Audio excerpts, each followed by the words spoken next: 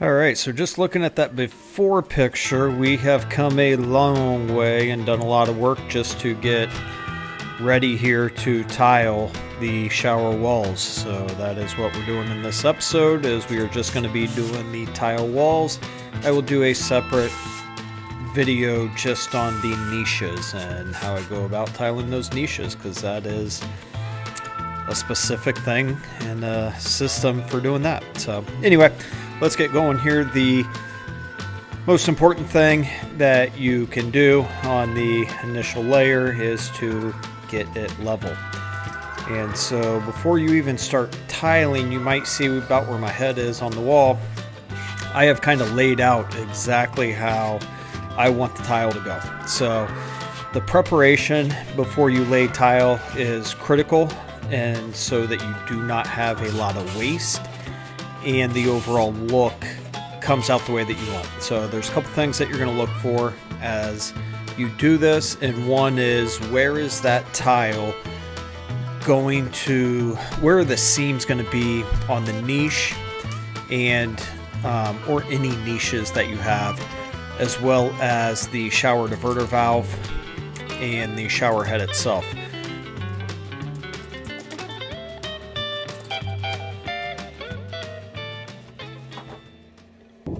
Three, two, one. Ah! You're killing me!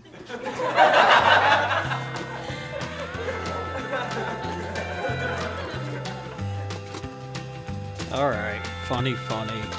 That'll happen. It just slid off our little spacer there. So if you notice, I'm using a leveling system, and these are great to ensure everything is nice and smooth and level with your tile. And they are good spacers, so we're using 1/16 inch spacers here with our leveling system. So we obviously put thin set on the back wall, and then I like to back butter my tile, and that is where you put thin set on the back of the tile. Set it on there and use our spacers and wedges to ensure that they're all level here. Okay, so if you notice, I'm using my level here. That is primarily what I'm using this level for at this point, is to make sure we are going center right up the wall, right up the middle of it. And every couple levels I'll make sure that, the horizontal level is good. And that's important when you're wrapping around the corners, to make sure that all walls are the exact same level. Now, when you're doing your measuring and you're laying out for all of this, you will notice I'm getting ready to put a whole piece cut, obviously, but the length of the piece is a whole piece, and I did that right in the middle there. And the reason is, on my next pieces on the right and the left, it's a heck of a lot easier to make that just 90-degree cut die in the corner there. So that was part of the calculation and everything that was taken into effect when we did our initial layout to how we want the pattern to be. And you will see that here in a second.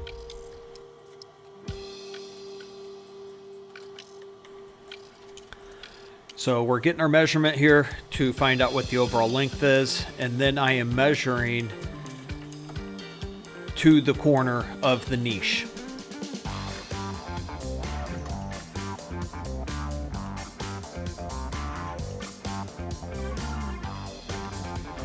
So a quick little dry fit, make sure we are good, and then we will put our thin set on the back and set this. And I'll do that dry fit for each one of these cuts. I want to make sure that it's right, that everything comes together just perfect. And that's the detail stuff. If you ever watch This Old House, Tom Silva in This Old House will always say, the money is in the corners. And what he means by that, the money is in the details, which the details are the corners.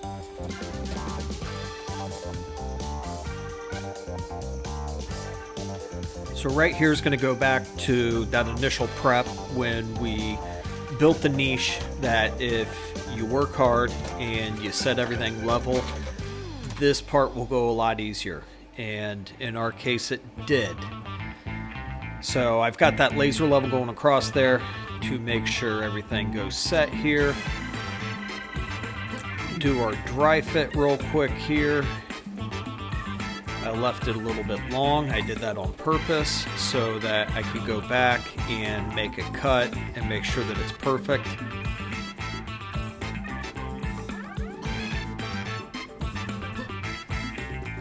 And I want that laser to go in the seam, which I got going on here. So I'm happy with all this. Let's go ahead and set the back. And after I thin set the back and I get ready to set it, I realized I didn't have anything to support it. The video doesn't truly show my angst in this and reaching and searching for something to hold this piece of tile. Gravity was working against me. So you see, I'm like, wait a second, how am I going to do this?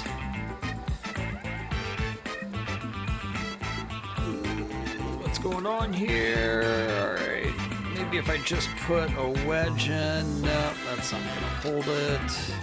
Nothing was around me. Let's try this. That's not going to work. And thankfully, yep, found another wedge, and that held it a little bit. That wasn't our final hold, but it was holding it good enough.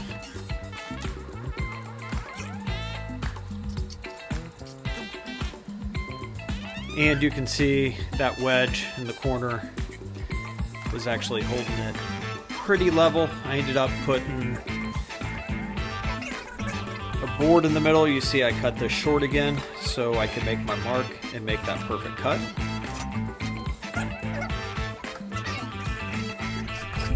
So here's what you don't see in this process, and that is me actually making the cuts on my wet saw. And my wet saw is outside. Thankfully we're in an El Nino year, so it was fairly warm outside, still cold. But what you do not see is this is a pretty large house. So I live in a decent sized house, so it would kind of be like me working upstairs, walking down the steps, and instead of my wet saw being outside the front door, I would have to walk an entire lap around the outside of my house and then hit my wet saw. You do that 30 times in a day, it adds up, wears you out. But it's worth it. And you see right here, we're pretty much dead level. We're putting our last piece in here. We're gonna finish this side and the other side, and then that's gonna be it for the day, because I don't want to go any higher and put any more pressure on that seam at the niche than is necessary. So the actual piece above the niche helps, that whole piece actually helps hold that together.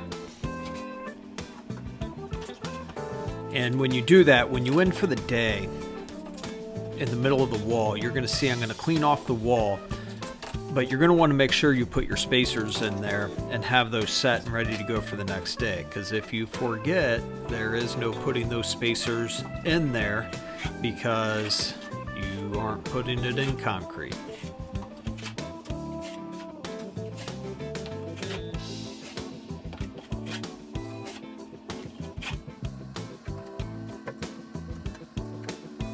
So you don't see in here, that bottom layer took me longer than I thought it was going to take, so I was hoping to be further along. But you can't sacrifice quality for time, so you just got to take your time to do a good job.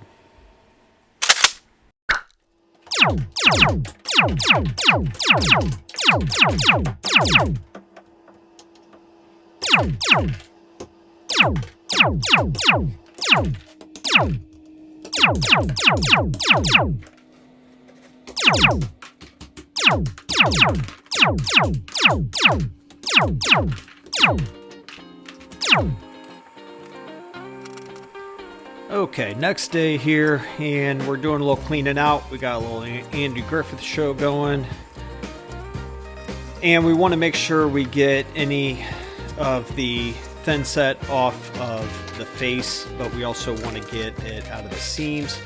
We're going to resave our wedges here because we can use those again, and then our clips, our leveling clips that we broke in half, I throw in a bucket. They're actually great for spacers when you need them for around the niche, and they also clean out the edge as well. So moving on to the back wall here. So this wall and the remainder of the large niche wall go pretty quick. I mean, they're just pretty straightforward. There's some cuts in them, but they're pretty straightforward where you can make, 3 or 4 cuts easily on the table saw, or sorry, the wet saw, and keep moving up all the way up to the ceiling, I guess. And then you'll see here in a second, we'll get our laser line on the edge so that we can put our metal edge banding up, which you'll see here that coming in just a minute.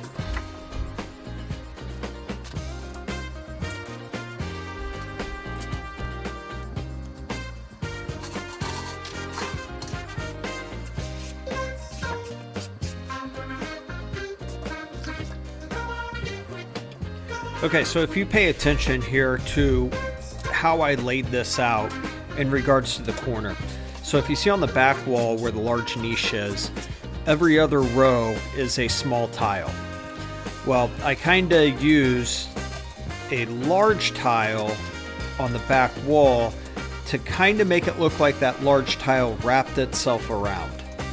And then if you look at the layer below it, you can kind of see where I mixed and matched it. So it was a large tile going into a corner on one wall matched with a small tile, and then a small tile on one wall matched with large tile. So always try to do that. That's kind of the aesthetics that you want to pay attention to when you're doing your layout. And then you want to look at the number of cuts you're going to have to make, the amount of waste that you have, all that kind of stuff. It all kind of goes into effect, and the more that you do it, the easier it gets. You learn from your mistakes. So here I'm putting the edge banding on using my level, and we'll set that in there and just kind of work that up as we go. And the edge banding is another place that is good to use those spacers and wedges to get it where you want it.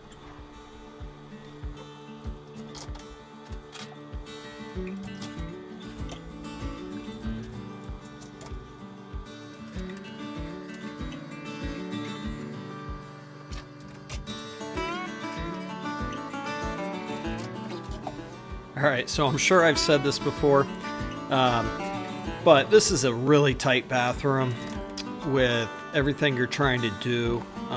You've got a bucket full of spacers, a bucket full of wedges, 2 buckets full of water with some sponges in there, and then your thin set, your ladder, you're trying to film, you got multiple cameras going. It's just super tight and frustrating. You feel like you're running into something at all times. So these small bathrooms can test your patience, that's for sure. But we prevailed. It ends up being a really, really, really nice upgrade for this bathroom. And here we are going to this back wall. So this back wall has to be done first because the side walls are overlapping that back wall. So before I could go any further with the side walls, I had to wrap up this back wall here.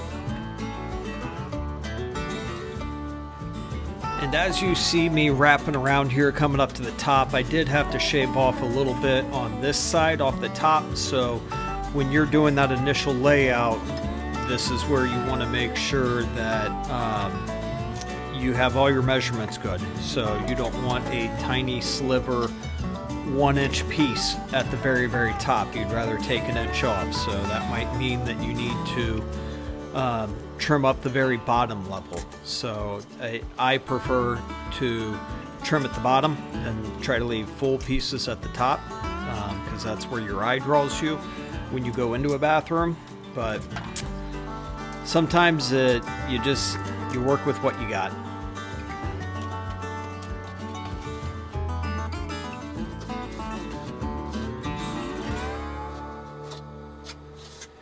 Okay, so this side is test your patience a little more. It's our final wall.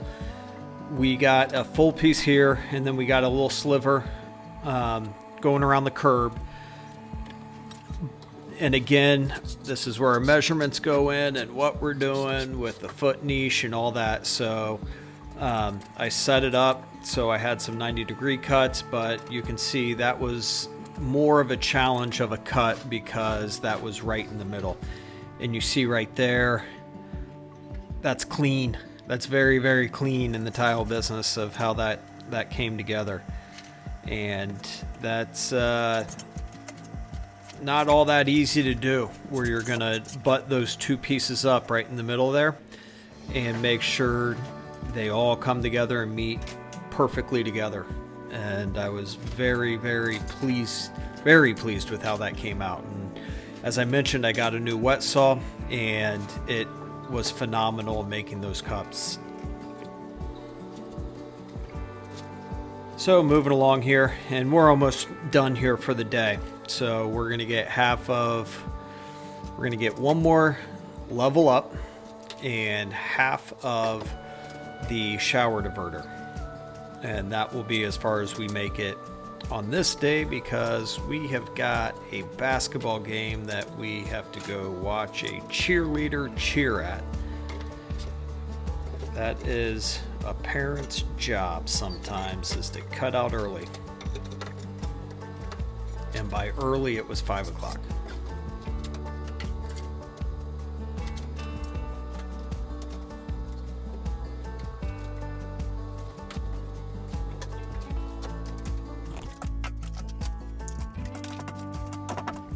Pew, pew, pew, pew, pew.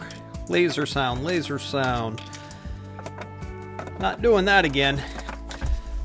So I have my rubber mallet this time. We're just knocking off all of these clips, and you can see it looks good. We are going with a gray grout, so you're going to see those seams pretty similar to what you see now. A lot of people go with a white grout, and those seams kind of completely disappear. Not completely, but they're less noticeable. So this is how I start every morning. When I tile, I knock those off, clean it all up. Somehow I missed that other cut, but we're moving straight along. So we don't spend much time here on this and getting all these pieces set before I spend quite a bit of the rest of the day getting the niches all cut and filled in and all that. And in fact, I think I already did the large niche at this point. But I'm going to be doing a whole video on those niches and how I set those back tiles, and give you a couple tricks to simplify it for you, to make it less of a mess, and where the product just comes out looking a lot more professional if you're an amateur.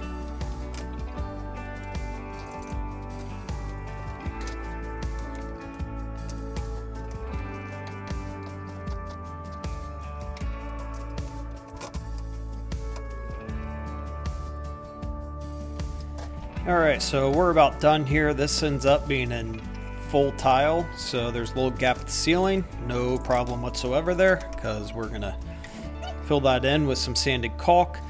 But if you have made it this far into the video, there's something here you like, I would assume. And if you are not subscribed, I would love if you would join the handyman crew or the deli crew or whatever it is.